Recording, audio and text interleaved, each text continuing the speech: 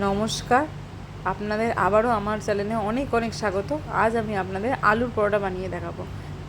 তার জন্য আমি পেঁয়াজ কুচি, ধনেপাতা কুচি, লঙ্কা কুচি, টমেটো কুচি, চিজ কিছুটা আর পনির নিয়ে নিয়েছি। আমি আলুগুলোকে ফার্স্টে বয়েল করে রেখেছি। এবার আমি যেগুলো কুচিয়ে রেখেছিলাম, ধনেপাতা কুচি, টমেটো কুচি, সেগুলো আমি সব অ্যাড করে দিলাম আলুটার সাথে। আলুটাকে এবারে আমি মাখবো, সাথে একটু নুন দিয়ে দিচ্ছি। পরিমাণ মতো নুন দিয়ে দেবেন, আপনারা যেরকমভাবে নেবেন সেই মতো পরিমাণ মতো নুন নিয়ে নেবেন। আমার যেহেতু কম, আমি একটু কমই নিলাম, আমরা একটু নুনটা কমই খাই। এবারে আমি এগুলো মেখে নিচ্ছি।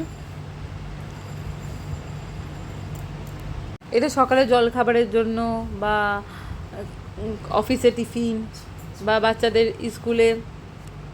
স্কুলে টিফিন দিতে পারেন।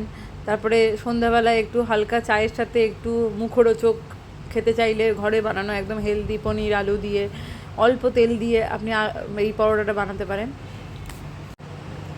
এটা খুব ভালো লাগে খেতে। আলুটা সব কিছু দিয়ে আমি ম্যাশ করে নিলাম। আটাটা আমি মেখেই রেখেছি, আটা মাখা নিশ্চয়ই কাউকে দেখাতে হবে না। আর আমি এই পেস্টটার মধ্যে একটু হালকা সস, কিষানের টমেটো সস আর কিছু সামান্য পরিমাণে মিওনিস একটু অ্যাড করে নেবো, তাহলে একটু টেস্টটা ভালো হবে। আমরা উপরে দিয়ে খাই, আমি তো অল্প একটু ওই পেস্টটার মধ্যেই, মাখাটার মধ্যেই আমি অ্যাড করে দিচ্ছি সামান্য পরিমাণ মিওনিস। খুব বেশি মিওনিস দিচ্ছি না আমি, যার যেমন মনে হবে, যারা একটু বেশি সস বা মিওনিস পছন্দ করে তারা একটু বেশি পরিমাণে দিতে পারে। নিয়ে ভালো করে এটাকে আমি মাখিয়ে নেব। আপনারা একটু বেশি করে দেবেন, তাহলে ওটা খাবারটা টেস্টি হবে। আমরা একটু হেলদি খাই, একটু কম খাই, এগুলো পছন্দ করি বলে আমি একটু কমই অ্যাড করলাম। আর লেবু, গন্ধরাজ লেবু একটু ওপর দিয়ে চিপে দিয়ে দেবেন, তাহলে গন্ধটা খুব সুন্দর হবে। গন্ধরাজ লেবুতে অতটা টক তো, ওটা সামান্য পরিমাণে দিচ্ছি বলে তো টক তো অতটা হবে না, কিন্তু লেবুটার গন্ধটাও ভালো লাগবে। হালকা করে চিপে দিলাম আমি লেবুটাকে। ব্যাস, এবার আমার রেডি আলুর পরোটার যে ভেতরে পুরটা, সেটা আমার রেডি।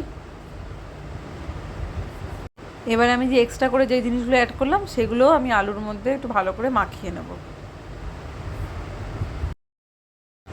ব্যাস, আমার মাখানোটা রেডি হয়ে গেছে। আর আমি তো আগেই বললাম যে আটাটা আমি মাখিয়ে রেখেছি। এবার এই পুরটা আমি আটার মধ্যে একটু অ্যাড করে নেব। আটাটা মাখিয়ে রেখেছিলাম, তাহলে আটাটা একটু হালকা মাখিয়ে রাখলে একটু নরম হয় আটাটা। মাখিয়ে রেখেছি, দেখতেই পাচ্ছি।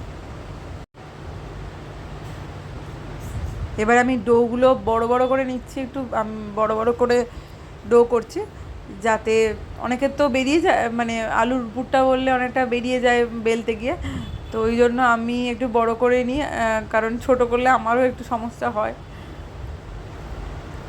আর বড় করলে ওটাকে কেটে কেটে, একটাকেই কেটে কেটে হয়ে যায়। ব্যাস, পুরটাকে অ্যাড করে দিলাম, একটু বেশি করেই ভরে ভরে দিলাম, কারণ আটার লেচিটা তো অনেক বড় আছে, মোটা আছে, সেই জন্য বেশি করে দিলে সব জায়গায় সেটা যাবে, খেতে ভালো লাগবে, টেস্টি লাগবে।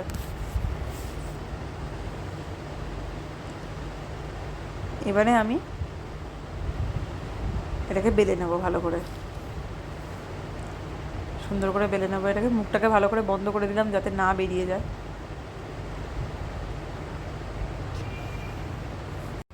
বেলা আমার কমপ্লিট হয়ে গেল।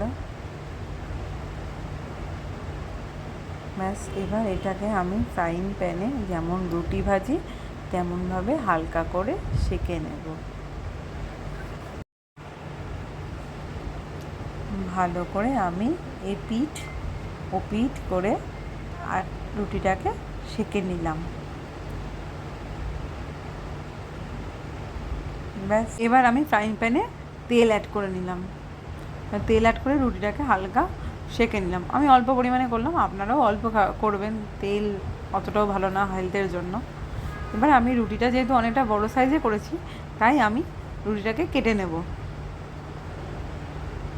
আড়াআড়ি করে। ব্যাস, আমার খাবার রেডি, আলুর পরোটা। আমার ভিডিওটা ভালো লাগলে like, comment, share and subscribe করতে ভুলবেন না। Thank you.